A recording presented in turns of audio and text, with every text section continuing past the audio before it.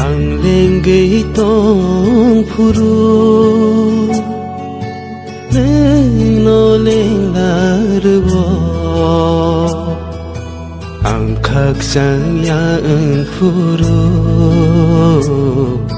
Neng no kagsang rwo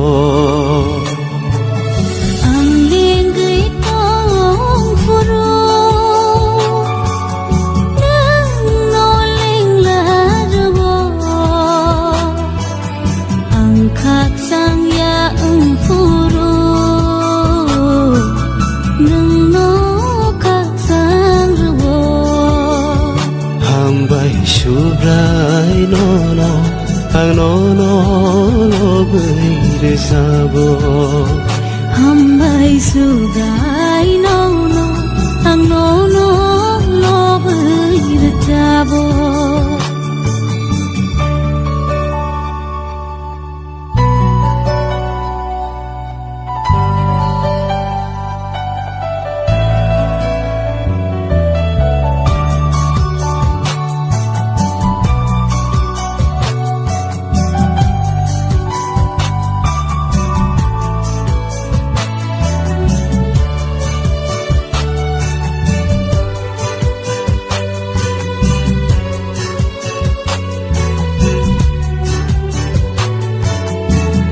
Khawai hayong tây ma tây chữ làng rong no a sương này thô kê sư nam kha cây tổ nương đê no khawai hayong tây ma tây chữ làng rong no a sương này thô kê sư nam kha cây tổ Bung hatai ro, upang wapang rong no, aseng nai toke senam kha. Ano go mo chang rơi, senam kha o subray nang no. Ang lenggay tong puru.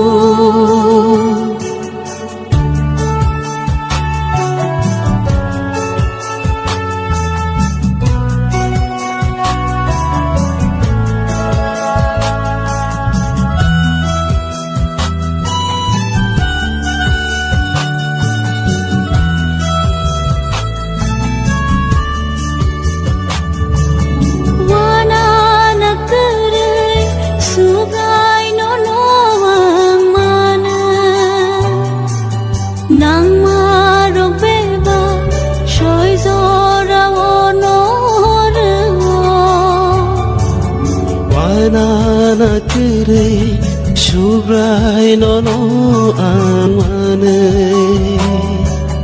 nang marok beba soy jora bono rewo na hari nai ke tok sha tok ti rong no kai tor char khan tono tungbo wana na kere Jisuro suri vui tongke Ang lenggay tong puru Neng noleng larwo Ang kagsang yaeng puru